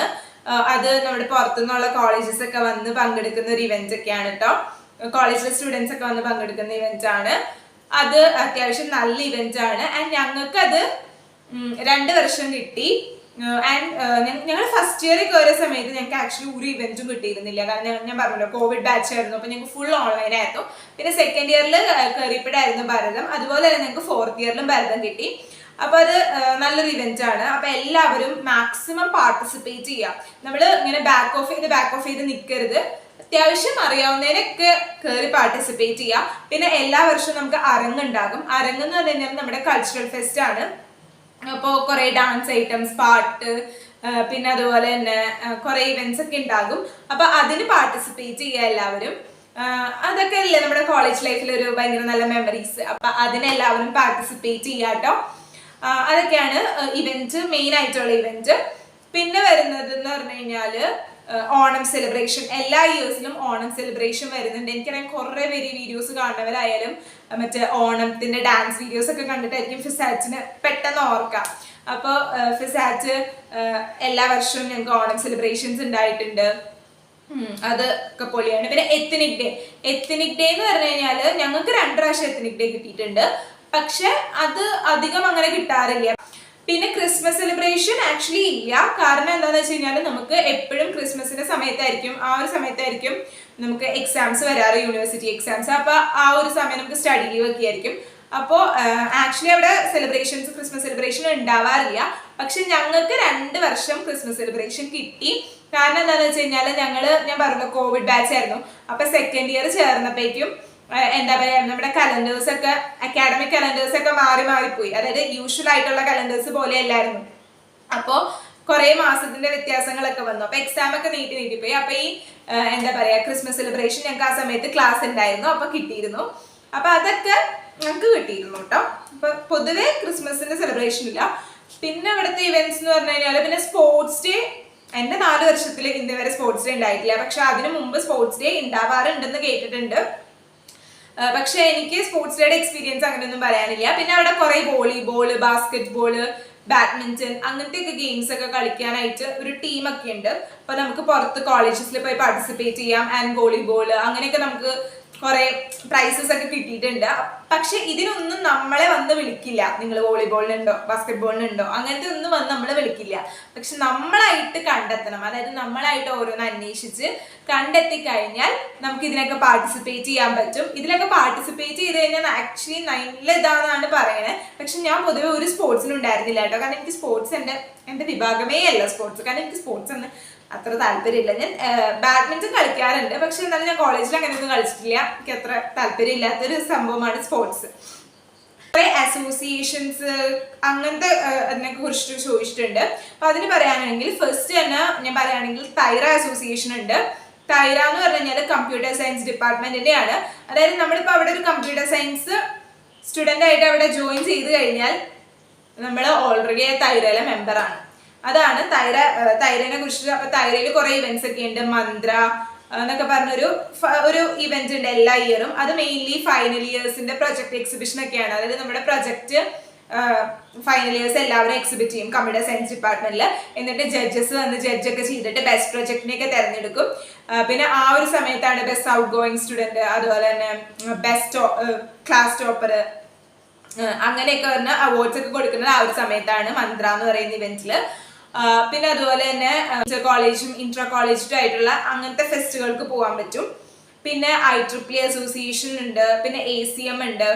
ഈ കാര്യങ്ങളൊക്കെ ഞാൻ ഡീറ്റെയിൽ ആയിട്ട് എന്താന്ന് പറയുന്നില്ല, കാരണം ഇത് ഓൾറെഡി നമ്മൾ അവിടെ ചേർന്ന് കഴിയുമ്പോൾ നമ്മുടെ അവിടുത്തെ കോർഡിനേറ്റേഴ്സ് വന്ന് ക്ലാസ് എടുക്കും. അപ്പൊ നമുക്ക് കൂടുതൽ അവർ പറഞ്ഞ് നമുക്ക് മനസ്സിലാക്കാൻ പറ്റും. അങ്ങനെ കുറെ ഉണ്ട്. പിന്നെ ജെൻഡർ ഇക്വിറ്റി സെൽ ഉണ്ട്. ജെൻഡർ ഇക്വിറ്റി സെല്ലിന്റെ റെപ്രസെന്റേറ്റീവ് ആയിരുന്നു ഞാൻ ഫൈനൽ ഇയർ ആയപ്പോ. അപ്പോൾ അത് ഒരു നല്ലൊരു ഇനീഷ്യേറ്റീവ് ആണ്. കുറെ എന്താ പറയുക പാനൽ ഡിസ്കഷൻസ് ഉണ്ടാകും. പിന്നെ അതുപോലെ തന്നെ ഡിബേറ്റ് കോമ്പറ്റീഷൻ, പിന്നെ എന്തൊക്കെയാണ് അങ്ങനെ കുറെ ഇവന്റ്സ് ഒക്കെ ഉണ്ടാകും. പിന്നെ എന്താ പറയാ സാലഡ് മേക്കിംഗ് കോമ്പറ്റീഷൻ, അങ്ങനത്തെ കോമ്പറ്റീഷൻസ് ഒക്കെ ഉണ്ടാകും. അപ്പൊ അതൊക്കെ ഒരു നല്ല ഇനീഷ്യേറ്റീവ് ആയിട്ട് എനിക്ക് തോന്നിയിട്ടുണ്ട്. അപ്പൊ അങ്ങനത്തെ സെല്ലുണ്ട്. ചോദിച്ചേക്കുന്നത് ഫാക്കൾട്ടി ടീച്ചേഴ്സിനെ കുറിച്ചിട്ടാണ്. ടീച്ചേഴ്സ് പൊളിയാണ് കേട്ടോ. ആൻഡ് ടീച്ചേഴ്സിനെ കുറിച്ച് കൂടുതൽ എനിക്ക് CS ഡിപ്പാർട്ട്മെന്റിന്റെ അറിയുള്ളൂ. എനിക്ക് ആക്ച്വലി ഭയങ്കര ഇഷ്ടമാണ്. ആക്ച്വലി എനിക്ക് എല്ലാവരും തന്നെ നന്നായിട്ട് പഠിപ്പിക്കുന്നതായിട്ടാണ് എനിക്ക് തോന്നിയിരിക്കുന്നത്. എനിക്ക് അവരെ കൊണ്ട് ഒരു ഇതും തോന്നിയിട്ടില്ല, ഒരു കുറ്റമായിട്ട് എനിക്ക് അങ്ങനെയൊന്നും തോന്നിയിട്ടില്ല. പക്ഷെ നല്ലോണം പഠിപ്പിക്കുന്നുണ്ട്. എൻ്റെ ഗ്രൂപ്പ് അഡ്വൈസേഴ്സ് ഹൻസ മിസ്സും റോഷന മിസ്സും ആയിരുന്നു. അവര് പിന്നെ ഫസ്റ്റ് ഇയറിൽ അനീഷ മിസ്സും ഉണ്ടായിരുന്നു. ആൻഡ് അനീഷ മിസ് ആയിരുന്നു ഫസ്റ്റ്. അതായത് നമുക്ക് റോൾ നമ്പേഴ്സിനെ തിരിക്കും. ഇത്ര റോൾ നമ്പേഴ്സ് വരെ ഒരു ഗ്രൂപ്പ്, ഇത്ര റോൾ നമ്പേഴ്സ് വരെ ഒരു ഗ്രൂപ്പ്, ഇത്ര റോൾ നമ്പേഴ്സ് വരെ വേറെ ഗ്രൂപ്പ്, അങ്ങനെ 3 ഗ്രൂപ്പായിട്ട് തിരിക്കും. അപ്പൊ എൻ്റെ ഗ്രൂപ്പ് ബാക്കിൽ കുറച്ച് പേരുടെ ഗ്രൂപ്പ് അനീഷ മിസ് ആയിരുന്നു കേട്ടോ. മിസ് ഫിസിക്സ് എടുക്കണ മിസ് ആയിരുന്നു. പക്ഷെ മിസ് ഫസ്റ്റ് ഇയറിൽ മാത്രമായിരുന്നു ഞങ്ങൾ ഗ്രൂപ്പ് അഡ്വൈസർ. അത് കഴിഞ്ഞ് കഴിഞ്ഞപ്പോഴേക്കും മിസ് പിന്നെ 2 പേര് ഹൻസ മിസ് റോഷന മിസ് തന്നെയായി ഈ എല്ലാ സ്റ്റുഡൻസിനെയും ഗ്രൂപ്പ് അഡ്വൈസേഴ്സ് കേട്ടോ. അപ്പൊ അനീഷ മിസ് പക്ഷെ ആ സമയത്ത് ഇപ്പൊ കോവിഡ് ഒരു വർഷം ഓൺലൈൻ ആയിരുന്നു. പക്ഷെ ആ സമയത്ത് കുറെ കാര്യങ്ങൾ എന്നെ ഏൽപ്പിക്കാറുണ്ട്, കുറെയൊക്കെ എന്നോട് ചെയ്യാൻ പറയാറുണ്ട്. അപ്പൊ അങ്ങനെയായിട്ട് മിസ്സിനൊക്കെ എനിക്ക് ഭയങ്കര ഇഷ്ടമായിരുന്നു കേട്ടോ. പിന്നെ ഹൻസ മിസ് ആയാലും റോഷന മിസ് ആയാലും എല്ലാവരും പോലെ എനിക്ക് ഭയങ്കര ഇഷ്ടമാണ്. പിന്നെ എല്ലാ ടീച്ചേഴ്സും ഞാൻ പറയുകയാണെങ്കിൽ ഭയങ്കര നല്ല ടീച്ചേഴ്സാണ്. എനിക്ക് ആക്ച്വലി ഇഷ്ടപ്പെട്ടിരുന്നു. എനിക്ക് പഠിപ്പിക്കുന്നതൊക്കെ മനസ്സിലാവാറും അങ്ങനത്തെ കാര്യങ്ങളൊക്കെ ഉണ്ട്. എനിക്ക് അങ്ങനെ കൂടുതൽ എക്സ്ട്രാ വേറെ യൂട്യൂബിൽ നോക്കി പഠിച്ച് അതുപോലെ തന്നെ വേറെ ഏതെങ്കിലും നോക്കി പഠിക്കണം എന്നൊന്നും എനിക്ക് അങ്ങനെ തോന്നിയിട്ടില്ല. കാരണം മിസ്സുമാര് തരുന്ന നോട്ട്സ് ഒക്കെ തന്നെ എനിക്ക് ആക്ച്വലി പഠിച്ച് മാർക്ക് കിട്ടിയിട്ടുണ്ട്. അതൊക്കെ സഫീഷ്യന്റ് ആയിട്ടാണ് എനിക്ക് തോന്നുന്നത്. കാരണം ഒരു നല്ലോണം എഫേർട്ട് ഇട്ട് തന്നെ പഠിപ്പിച്ചിട്ടുണ്ട് കേട്ടോ. ഓൺലൈനിലൊക്കെ ആക്ച്വലി നല്ലോണം എഫേർട്ട് ഇട്ട് തന്നെ പഠിപ്പിച്ചിട്ടുണ്ട് ടീച്ചർമാര്. അതാണ് പറയുന്നത്. പിന്നെ ലാബിനെ കുറിച്ചിട്ട് പറയുകയാണെങ്കിൽ നമുക്ക് ഫസ്റ്റ് ഇയറിൽ സെക്കൻഡ് സെം തുടങ്ങിയിട്ട് നമുക്ക് ലാബ് ഉണ്ടാകും. സെക്കൻഡ് സെം തുടങ്ങി 7th സെം വരെയാണ് ലാബ് ഉണ്ടാകുക. സെക്കൻഡ് സെമ്മിലും 7th സെമ്മിലും ഒരു ലാബ് ഉണ്ടാവുള്ളൂ. ബാക്കി എല്ലാ സെമ്മിലും 2 ലാബ് വെച്ചിട്ടുണ്ടാകും. ആൻഡ് നമ്മൾ കമ്പ്യൂട്ടർ സയൻസ് സ്റ്റുഡൻ്റ് ആയതുകൊണ്ട് മിക്കതും കമ്പ്യൂട്ടറിലുള്ള ലാബ് തന്നെയായിരിക്കും കേട്ടോ. ഓരോ സബ്ജക്റ്റുകളായിട്ടുള്ള ലാബാണ്. പക്ഷെ ഒരു പ്രാവശ്യം നമുക്കൊരു ഇലക്ട്രിക്കൽ ലാബ് ഉണ്ടായിരുന്നു, ലൈക്ക് ഡിജിറ്റൽ സർക്യൂട്ട് ലാബ് ഉണ്ടായിരുന്നു. അപ്പോൾ അത് ഒരു സെമ്മിലുണ്ടായിരുന്നുള്ളൂ. ബാക്കി എല്ലാ സെമ്മിലും നമുക്ക് കമ്പ്യൂട്ടർ ലാബ് തന്നെയായിരുന്നു. ആൻഡ് ലാബിനുള്ളത് ഞാൻ പറയുകയാണെങ്കിൽ, ഞാൻ നേരത്തെ കോഡിങ്ങിന് ഇന്റർവ്യൂവിന് പഠിക്കുന്ന കാര്യം പറഞ്ഞല്ലോ, ചെയ്ത് പഠിക്കണം. അതുപോലെ തന്നെ ഞാൻ പറയാണ്, ലാബിലുള്ളതും നമ്മൾ ചെയ്ത് തന്നെ പഠിക്കണം. കാരണം നമ്മളിപ്പോൾ വായിച്ച് നോക്കി പഠിച്ചു എന്ന് വെച്ചാലും നമുക്ക് എന്താ പറയാ ആ സമയമാകുമ്പോൾ ഔട്ട്പുട്ട് കിട്ടണം നിർബന്ധമൊന്നുമില്ല. അപ്പൊ നമ്മൾ ചെയ്ത് തന്നെ പഠിക്കണം. ആൻഡ് ലാബിൽ സ്റ്റുഡൻസ് ഇപ്പൊ ക്ലാസ്സിൽ ആബ്സെന്റ് ആയാലും ലാബിൽ ആബ്സെന്റ് ആവാതിരിക്കാൻ മാക്സിമം ട്രൈ ചെയ്യാം. കാരണം എന്താ പറയാ ലാബ് മിസ്സായി കഴിഞ്ഞാൽ ഇച്ചിരി ബുദ്ധിമുട്ടാണ് അത് കോപ്പപ്പ് ചെയ്ത് വരാൻ വേണ്ടിയിട്ട്. അപ്പോൾ ലാബ് ആക്ച്വലി ലാബ് സ്റ്റാഫ്സും പൊളിയാണ്, നമ്മളെ നല്ലോണം ഹെൽപ്പൊക്കെ ചെയ്യും. എൻ്റെ അടുത്ത് കുറേ ക്വസ്റ്റ്യൻസ് ചോദിച്ചേക്കുന്നത് EC ഡിപ്പാർട്ട്മെന്റിനെ കുറിച്ചിട്ടാട്ടോ. എനിക്കറിയില്ല, CS-നേക്കാൾ കൂടുതൽ കുറെ പേര്, അതായത് CS എങ്ങനെയുണ്ടെന്ന് ചോദിക്കണേക്കാളും കുറെ പേര് എനിക്ക് ഇൻസ്റ്റയിൽ ഈസി എങ്ങനെയുണ്ടെന്ന് ചോദിച്ചിട്ടുണ്ട്. അപ്പോൾ ഈസിനെ കുറിച്ച് ഞാൻ പറയുകയാണെങ്കിൽ, എനിക്ക് ഈസിനെ കുറിച്ച് അത്ര അറിയില്ലായിരുന്നു. അപ്പോൾ ഞാൻ അവരോടായാലും പറഞ്ഞത് എനിക്ക് ഈസിനെ കുറിച്ച് അത്ര അറിയില്ല എന്നാണ്. പക്ഷെ ഞാൻ വേറെ അന്വേഷിച്ചു, ഒരു കുട്ടിയുടെ അടുത്തൊക്കെ ഇങ്ങനെ ചോദിച്ച് അന്വേഷിച്ച് ഞാൻ പറയുകയാണെങ്കിൽ എനിക്ക് കിട്ടിയ അറിവ് വെച്ചിട്ടാണ് ഞാൻ പറയുന്നത്. ഈസി ഒരു നല്ല ഡിപ്പാർട്ട്മെന്റ് തന്നെയാണ്. ആൻഡ് CS പോലെ തന്നെ അത്യാവശ്യം സ്ട്രിക്റ്റ് ആയിട്ടുള്ള ഡിപ്പാർട്ട്മെന്റ് തന്നെയാണ് കേട്ടോ പറയുന്നത്. ടീച്ചേഴ്സൊക്കെ അത്യാവശ്യം നന്നായിട്ട് പഠിപ്പിക്കുന്നുണ്ട്, നല്ല ടീച്ചേഴ്സൊക്കെയാണ്. ആൻഡ് പ്ലേസ്മെന്റ്സിനെ കുറിച്ച് പറയുകയാണെങ്കിൽ കോർ കമ്പനീസ് വളരെ കുറവാണ് വരുന്നത്. അതായത് ഇപ്പൊ EC എന്ന് പറയുമ്പോൾ ഇലക്ട്രോണിക്സ് ആൻഡ് കമ്മ്യൂണിക്കേഷൻ, അപ്പൊ അവരുടെ ഒരു കോർ കമ്പനീസ് ഇല്ലേ, അത് വരുന്നത് വളരെ കുറവാണ്. പിന്നെ പ്ലേസ്മെന്റ്സ് ഉണ്ട്, കാരണം പക്ഷെ പ്ലേസ്മെന്റ്സ് ആവുന്നത് ഇതുപോലെ തന്നെ സെയിൽസ്, IT അങ്ങനത്തെ ടൈപ്പിൽ. ഇപ്പൊ കമ്പ്യൂട്ടർ സയൻസിന് വരുന്ന കുറച്ച്, അതായത് കമ്പ്യൂട്ടർ സയൻസിന് വരുന്ന അത്ര പ്ലേസ്മെന്റ്സ് ചിലപ്പോൾ ECക്ക് വരില്ല. കാരണം ചിലവർ പറയും കമ്പ്യൂട്ടർ സയൻസ് സ്റ്റുഡൻസിനെ മതിയെന്ന് ചില കമ്പനീസ്. അപ്പൊ അതൊന്നും ECക്ക് കിട്ടില്ല. എന്നാലും ഞാൻ പറയുകയാണെങ്കിൽ അങ്ങനത്തെ ടൈപ്പാണ് പ്ലേസ്മെന്റ് കൂടുതൽ വരുന്നത്. സെയിൽസ്, ലൈക്ക് IT ആ ഒരു സംഭവമാണ് വരുന്നത്. കോർ കമ്പനീസ്, അവരുടെ കോർ കമ്പനീസ് വരുന്നത് വളരെ കുറവാണ്. പിന്നെ അത് കൂടുതൽ എന്താ പറയാ, കൂടുതലായിട്ടുള്ള ഇലക്ട്രിക്കൽ ഇൻഡസ്ട്രിയിലുള്ള എക്സ്പീരിയൻസ് ഉള്ളവരൊക്കെയാണ് അവർക്ക് വേണ്ടത്. അപ്പൊ അതുകൊണ്ട് ആ കമ്പനീസ് ഒക്കെ വന്നാലും എടുക്കല് വളരെ കുറവാണ്. ലാബൊക്കെ ആയാലും ഓക്കെ ആണ്, ചിലതൊക്കെ ബുദ്ധിമുട്ടുണ്ടെന്ന് പറയുന്നുണ്ട്, പക്ഷെ എന്നാലും ഓക്കെ ആണെന്നൊക്കെയാണ് പറയുന്നത്. അതാണ് ഈസിനെ കുറിച്ച് എനിക്ക് പറയാനുള്ളത്. പിന്നെ ഉള്ളത് ട്രിപ്പിൾ ഡിപ്പാർട്ട്മെന്റ് ആണ്.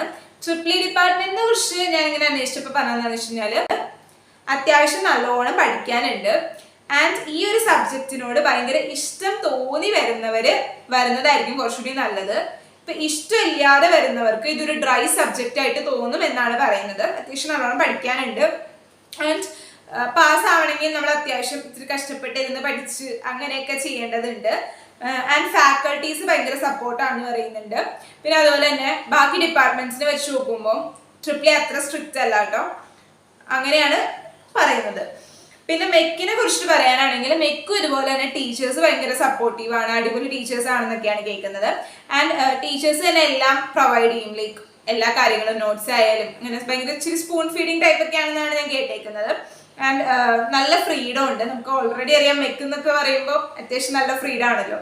അപ്പൊ മെക്കില് ഫ്രീഡം ഉണ്ട്. പിന്നെ പ്ലേസ്മെന്റ്സ് ഉണ്ട്, പക്ഷെ അത്ര ഇല്ല. നമുക്കറിയാലോ മെക്ക് എന്ന് പറയുമ്പോൾ നമുക്ക് വരുന്നത് കമ്പനീസിന് ഒരു ലിമിറ്റേഷൻ അങ്ങനെയൊക്കെ ഉണ്ടല്ലോ, അപ്പൊ അധികം ഒന്നും വരുന്നില്ല. പിന്നെ ഓഫ് ക്യാമ്പസ് ട്രൈ ചെയ്ത് കഴിഞ്ഞാൽ അത്യാവശ്യം കിട്ടുന്നുണ്ട് മെക്കിന്. പിന്നെ അതുപോലെ തന്നെ ഹയർ സ്റ്റഡീസിന് പോകാനും നല്ല ഓപ്പർച്യൂണിറ്റി ആണെന്നാണ് പറയുന്നത്. പിന്നെ പഠിത്തം അത്ര ടഫ് അല്ല എന്നാട്ടോ പറയുന്നത്. ഞാൻ സത്യത്തിൽ ഞാൻ വിചാരിച്ചുകൊണ്ടിരുന്നത് മെക്കായിരിക്കും ഭയങ്കര ടഫ്, ഭയങ്കര കുറെ പഠിക്കാനുണ്ടെന്നാണ്. പിന്നെ ചോദിച്ചനുസരിച്ചിട്ട് പറഞ്ഞതെന്ന് വെച്ച് കഴിഞ്ഞാല് മെക്ക് അത്ര വലിയ ടഫ് ഒന്നും അല്ല, നമുക്ക് പഠിക്കാൻ പറ്റും, നമുക്ക് പാസ്സാവാൻ പറ്റും എന്നൊക്കെയാണ് പറയുന്നത്. ലാബൊക്കെ ഭയങ്കര എളുപ്പമാണ് എന്നൊക്കെയാണ് ഞാൻ കേട്ടേക്കുന്നത്. പക്ഷെ എനിക്ക് തോന്നുന്നു അതിനോടുള്ള ഇൻട്രസ്റ്റ് കൊണ്ട് വന്നവരായിരിക്കുമല്ലോ കൂടുതലും പേര്, അപ്പൊ അതുകൊണ്ടായിരിക്കും എളുപ്പമാണെന്ന് തോന്നുന്നത്. അപ്പൊ മിക്ക അത്യാവശ്യം എളുപ്പമാണെന്നൊക്കെയാണ് പറയുന്നത്. പിന്നെ ഞാൻ പറയാൻ വിചാരിച്ചൊരു കാര്യമാണ് ഐവിനെ കുറിച്ച്. എനിക്കറിയാം കുറെ പേർക്കൊക്കെ കുറെ സിനിമകളൊക്കെ കണ്ടിട്ടായിരിക്കും ഈ എഞ്ചിനീയറിംഗ് എടുത്തതെന്ന്.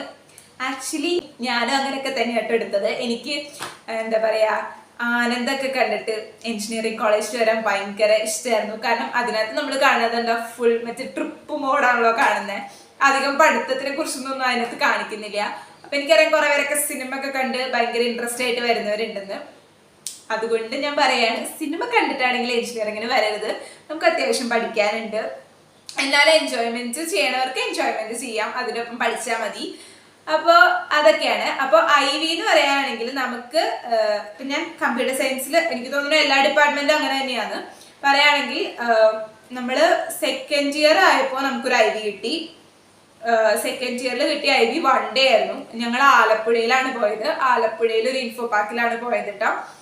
അപ്പോൾ അവിടെ ജസ്റ്റ് പേരിന് പോയി, പിന്നെ വീട്ടിലൊക്കെ പോയി നമ്മൾ ചില്ല് ചെയ്തു. ഒരു ദിവസം ഉണ്ടായിരുന്നുള്ളൂ കേട്ടോ. 1 day ആയിരുന്നു, പക്ഷെ നല്ല അടിപൊളിയായിരുന്നു. അത് കഴിഞ്ഞിട്ട് പിന്നെ ഞങ്ങൾക്ക് 3rd year ലാസ്റ്റ് ആയപ്പോൾ ഞങ്ങൾ ഐവിക്ക് പോയി. അതായത് ഞങ്ങളുടെ ഫൈനൽ ശരിക്കും പറഞ്ഞു കഴിഞ്ഞാൽ അത് 4th yearലാണ് എല്ലാ വർഷവും എല്ലാവരും പോവാറ്. പക്ഷെ ഞങ്ങളോട് പറഞ്ഞു 3rd year ലാസ്റ്റ് ഒക്കെ ആകുമ്പോൾ പൊക്കോളാം, കാരണം 4th year പ്ലേസ്മെന്റിന് തിരക്കും അങ്ങനത്തെ കാര്യങ്ങളൊക്കെ ആവുമല്ലോ. അപ്പൊ ഞങ്ങൾ 3rd year ലാസ്റ്റ് ആണ് പോയത്. ആൻഡ് ഞാനൊക്കെ വിചാരിച്ചുകൊണ്ടിരുന്ന ഫിസാറ്റിലൊക്കെ ചേരുമ്പോൾ ഗോവയ്ക്കൊക്കെ ആയിരുന്നു ഐ വി. അപ്പൊ ഞാൻ വിചാരിച്ചിരുന്നു അവിടെ ചേർന്ന ഗോവയ്ക്ക് പോവാം, അങ്ങനെയൊക്കെയാണ് ഞാൻ വിചാരിച്ചുകൊണ്ടിരുന്നത്. പക്ഷെ ഞങ്ങൾക്ക് വേറെ സ്ഥലമായിരുന്നു കേട്ടോ. ഗോവ ഒന്നും ഇപ്പൊ അപ്രൂവൽ ആക്കുന്നില്ല, HOD ആയാലും പ്രിൻസിപ്പൾ ആയാലും. അപ്പോ ഇപ്പോഴത്തെ സ്ഥലം എന്ന് പറഞ്ഞു കഴിഞ്ഞാൽ ഞങ്ങൾ പോയത് ഗോകർണം, ദണ്ഡേലി, കൂർഗ്, അവിടെയൊക്കെയാണ് ഞങ്ങൾ പോയത്. പിന്നെ എവിടെ പോയല്ലോ, ഇവിടെയൊക്കെ തന്നെയാണ് പോയത്. അപ്പോൾ അത്യാവശ്യം പൊളി വൈബാണ്. പേരിന് നമ്മളൊരു കമ്പനി കയറി, ജസ്റ്റ് കുറച്ചു നേരം ക്ലാസ് കണ്ടു. പിന്നെ ഫുൾ നമ്മൾ അടിച്ചു പൊളിയായിരുന്നു. കുറെ ബീച്ചിൽ പോയി, പിന്നെ എന്താ പറയാ റാഫ്റ്റിംഗ് ഉണ്ടായിരുന്നു, അങ്ങനത്തെ കുറെയൊക്കെ അടിച്ചു പൊളിയായിരുന്നു. അപ്പൊ 2 IVs ആയിരുന്നു നമുക്ക് പ്രൊവൈഡ് ചെയ്യുന്നത് കേട്ടോ. ഒരെണ്ണം 1 day trip and final IV എന്ന് പറയുന്നത് ഒരു 4 to 5 days എന്തോ ആയിരുന്നു. ആൻഡ് അടിപൊളിയായിരുന്നു. ഇതൊക്കെ അറേഞ്ച് ചെയ്യണത് നമ്മളാണ്. നമ്മുടെ ഇടയിൽ തന്നെ എല്ലാവരും കൂടി ജോയിൻ ആയിട്ട് ഒപ്പീനിയൻസ് ഒക്കെ എടുത്തിട്ട് ഒരു കോർഡിനേറ്റർ ഒക്കെ ഉണ്ടാവില്ല. അപ്പൊ നമ്മുടെ ഇടയിൽ തന്നെയാണ് നമ്മളിത് അറേഞ്ച് ചെയ്യേണ്ടതും. എന്നിട്ട് നമ്മളിത് എന്താ പറയാ HOD കണ്ട് അപ്രൂവ് ആയിരിക്കണം. ആദ്യം ഗ്രൂപ്പ് അഡ്വൈസർ അപ്രൂവ് ചെയ്യണം, പിന്നെ HOD അപ്രൂവ് ചെയ്യണം, അങ്ങനത്തെ കുറെ കാര്യങ്ങളൊക്കെ ഉണ്ട്. ഇതൊക്കെ ചെയ്തിട്ട് അവർ അപ്രൂവ് ചെയ്താലാണ് നമുക്ക് ഇവിടെയൊക്കെ പോകാൻ പറ്റുള്ളൂ. ആൻഡ് അവർക്ക് ഡീറ്റെയിൽ ആയിട്ടുള്ള ചാർട്ട് വേണം. അതൊന്നും ഞാൻ പറഞ്ഞു തരേണ്ട ആവശ്യമില്ല. പക്ഷെ ഞാൻ എന്താ പറയാ, ഇപ്പൊ ഫസ്റ്റ് ഇയറിൽ വരുന്നവർക്ക് ചിലപ്പോൾ ഇത് അറിയില്ല, കോളേജിലേക്ക് അവർ ആദ്യമായിട്ടല്ലേ വരണേ. അപ്പൊ എന്നാലും അവർ പതുക്കെ അത് കോളേജിൽ നിന്നാലും പഠിക്കും, അവരുടെ ടീച്ചേഴ്സ് പറഞ്ഞിട്ടായാലും അവർ പഠിക്കും. പക്ഷെ എൻ്റെ ഒരു ഇതിൽ ഞാൻ പറഞ്ഞു തന്നുള്ളൂ. ആരൊക്കെയോ ട്രിപ്പിനെ കുറിച്ച് എന്നോട് ചോദിച്ചിരുന്നു. അപ്പൊ ഞാൻ പറയാണ്, ഈ IV പേരിലാണ് നമുക്ക് ട്രിപ്പ് പോകാൻ പറ്റുള്ളൂ, അല്ലാതെ ഒരു അൺഒഫീഷ്യൽ ട്രിപ്പായിട്ട് നമുക്ക് അവിടെ നിന്ന് പോകാൻ പറ്റില്ല കേട്ടോ. പിന്നെ ദ ലാസ്റ്റ് ക്വസ്റ്റ്യൻ എന്ന് പറഞ്ഞു കഴിഞ്ഞാൽ പ്ലേസ്മെന്റിനെ കുറിച്ചിട്ടാണ്. അതിനെക്കുറിച്ച് കുറേ പേര് ചോദിച്ചിട്ടുണ്ട്, എങ്ങനെയുണ്ട് അവിടുത്തെ പ്ലേസ്മെന്റ്, അങ്ങനത്തെ കാര്യങ്ങളൊക്കെ ചോദിച്ചിട്ടുണ്ട്. ആൻഡ് നമുക്ക് ഈ വർഷം 494+ ഓഫേഴ്സ് എന്തോ വന്നിട്ടുണ്ട്. ആൻഡ് അതൊരു നല്ല നമ്പർ ഓഫ് പ്ലേസ്മെന്റ്സ് ആണ് ഈ വർഷം നോക്കുമ്പോൾ. കാരണം ഈ വർഷം കമ്പനീസ് ഒക്കെ വരുന്നത് വളരെ കുറവാണ്. നമുക്കറിയാം ഞങ്ങളുടെ കോളേജിൽ മാത്രമല്ല ഈ അവസ്ഥ, മിക്ക കോളേജസിലും വരുന്നില്ല. അത് വെച്ച് നോക്കുമ്പോൾ ഫിസാറ്റ് തന്നെയാണ് കൂടുതൽ കമ്പനീസ് വന്നേക്കുന്നത് എന്നാണ് എൻ്റെ ഒരു നിഗമനം. കഴിഞ്ഞ വർഷം വരെ എന്ന് പറഞ്ഞു കഴിഞ്ഞാൽ ഈ റിസഷന്റെ കാര്യമൊന്നും ഉണ്ടായിരുന്നില്ല. അപ്പൊ നമുക്ക് എന്താ പറയാ, ഇതിന് കൂടുതൽ പ്ലേസ്മെന്റ്സ് ഉണ്ടായിരുന്നു. റിസഷൻസ് ഒക്കെ നടക്കണോണ്ട് നമുക്ക് പ്ലേസ്മെന്റ്സ് കുറവാണ്. എന്നാലും അത്യാവശ്യം പ്ലേസ്ഡ് ആയിട്ടുണ്ട് കേട്ടോ. ലൈക്ക് സെയിൽസിലായാലും എന്തിലായാലും പ്ലേസ്ഡ് ആയിട്ടുണ്ട് സ്റ്റുഡൻസ്. അപ്പോൾ അതായത് വേറെ കോളേജസ് കമ്പയർ ചെയ്യുമ്പോൾ ഓവറോൾ ഗുഡ് ആണ്. അപ്പൊ അതാണ് പ്ലേസ്മെന്റ്. അപ്പോൾ ഇതിന്റെ ഒപ്പം തന്നെ കുറെ പേര് ചോദിച്ചൊരു ക്വസ്റ്റ്യൻ ആണ്, ചേച്ചിക്ക് പ്ലേസ്മെന്റ് ആയോ, എവിടെയാണ് കിട്ടിയത് എന്നൊക്കെ ചോദിച്ചിട്ടുണ്ട്. അപ്പൊ ഇതിനൊക്കെ ഉള്ളൊരു ആൻസർ എന്ന് പറയുന്നത് ഞാൻ സൂൺ ചെയ്യുന്നതായിരിക്കും എൻ്റെ ഒരു വീഡിയോയിൽ കൂടെ തന്നെ. ഒരു കുറച്ച് സമയം വേണം അതിന്. അപ്പൊ അതുവരെ നമുക്ക് ഒന്ന് വെയിറ്റ് ചെയ്യാല്ലേ, അതുവരെ ഇതൊരു സസ്പെൻസ് ആയിട്ട് കിടന്നോട്ടെ. ഞാൻ സൂൺ ചെയ്യുന്നതായിരിക്കും ഇതിനെ കുറിച്ചിട്ടുള്ള വീഡിയോസ് ഒക്കെ. അപ്പോൾ ഇത്രയുള്ള എൻ്റെ വീഡിയോ. എനിക്ക് തോന്നുന്നു എൻ്റെ ഈ വീഡിയോ കുറെ പേർക്ക് യൂസ്ഫുൾ ആയിട്ട് തോന്നിയിട്ടുണ്ടാകാം. കാരണം കുറെ എനിക്ക് ഇൻസ്റ്റയിൽ ഞാൻ പറഞ്ഞല്ലോ DMs വന്നിരുന്നു, അങ്ങനെയൊക്കെ വന്ന് കുറെ ചോദിച്ച ക്വസ്റ്റ്യൻസ് ഒക്കെ ഞാൻ എടുത്തിട്ടുണ്ട്. എന്നോട് ചോദിച്ച ക്വസ്റ്റ്യൻസ് ഒക്കെ ഞാൻ ആൻസർ ചെയ്തിട്ടുണ്ട്. പിന്നെ ചോദിച്ചേക്കുന്നതൊക്കെ ഈ സെയിം ക്വസ്റ്റ്യൻസ് തന്നെ റെപ്പിറ്റേഷൻ ആണ് കേട്ടോ. അതാണ് ഞാൻ എല്ലാ കമന്റ്സും ഒന്നും വായിക്കാഞ്ഞത്. അപ്പോൾ വരാൻ പോകുന്ന സ്റ്റുഡൻസിന്, എസ്പെഷ്യലി ഫിസാറ്റിലേക്ക് വരാൻ പോകുന്ന സ്റ്റുഡൻസിന് എനിക്ക് തോന്നുന്നു നല്ലോണം യൂസ്ഫുൾ ആയിട്ടുണ്ടാകും. അപ്പോൾ എല്ലാവരും വൈസായിട്ടുള്ള ഡിസിഷൻ എടുക്കുക. എവിടെ ചേർന്നാലും, ഏത് കോളേജിൽ ചേർന്നാലും, ഇപ്പൊ നിങ്ങൾ എഞ്ചിനീയറിംഗ് ആണോ ഏത് കോഴ്സ് എടുത്താലും, പ്രത്യേകിച്ച് എനിക്ക് തോന്നുന്നു ഇത് കാണുന്നത് എഞ്ചിനീയറിംഗ് തന്നെയായിരിക്കും, ഏതെടുത്താലും നന്നായിട്ട് പഠിക്കുക. എൻജോയ്മെന്റ് വേണം, എല്ലാത്തിനും പങ്കെടുക്കുക, എല്ലാം എൻജോയ് ചെയ്യുക. പക്ഷെ അതിനോടൊപ്പം തന്നെ പഠിക്കുക. കാരണം പഠിച്ചാലാണ് നമുക്ക് നല്ലൊരു കരിയർ ഉണ്ടാകുക, നമുക്ക് നല്ലൊരു ജോലി വേണം. അതൊക്കെയല്ലേ നമ്മുടെ അൾട്ടിമേറ്റ് ഗോൾ. എഞ്ചിനീയറിംഗ് എടുക്കുമ്പോൾ എനിക്കറിയാം എല്ലാവർക്കും പ്ലേസ്മെന്റ് തന്നെയാണ് നമ്മുടെ അംബീഷൻ. അപ്പോൾ ഇനിയും കോളേജിലേക്ക് പോകാൻ പോകുന്ന എല്ലാ കുട്ടികൾക്കും എൻ്റെ best wishes for your bright future. എല്ലാവരും നന്നായിട്ട് പഠിക്കുക, അതുപോലെ ഇപ്പം തന്നെ എൻജോയ് ചെയ്യുക. പഠിത്തം മാത്രം ആവരുത് കേട്ടോ, നമുക്ക് എൻജോയ്മെന്റ് വേണം. എന്താ പറയാ, ഓരോ ഇവന്റ്സിന് പങ്കെടുക്കണം, അതൊക്കെ നമുക്ക് വേണം. എല്ലാം ഈക്വലി ഇമ്പോർട്ടൻ്റ് ആണ്. പഠിത്തം മാത്രമായിട്ട് ഇരുന്നിട്ട് കാര്യമൊന്നുമില്ല. എനിക്കറിയാം എഞ്ചിനീയറിംഗ് എടുക്കണം മിക്കവരുടെയും അൾട്ടിമേറ്റ് എയിം എന്ന് പറയുന്നത് എന്താണ്, നമുക്ക് പ്ലേസ്മെന്റ് കിട്ടണം, ജോലി കിട്ടണം, അതൊക്കെയാണ്. ഇപ്പൊ പ്ലേസ്മെന്റ് കിട്ടിയില്ല എന്ന് പറഞ്ഞിട്ട് ആരും വിഷമിച്ചിരിക്കേണ്ട കേട്ടോ. കാരണം നമുക്ക് ഓഫ് ക്യാമ്പസിന് ട്രൈ ചെയ്യാൻ പറ്റും. ഇത് കഴിഞ്ഞാലും ഇപ്പൊ കിട്ടിയില്ല എന്ന് വെച്ചാൽ ആരും അതിന്റെ പേരിൽ ഡിപ്രഷൻ അടിച്ചിരിക്കേണ്ട ആവശ്യമൊന്നുമില്ല. ഓഫ് ക്യാമ്പസ് ട്രൈ ചെയ്യാൻ പറ്റും.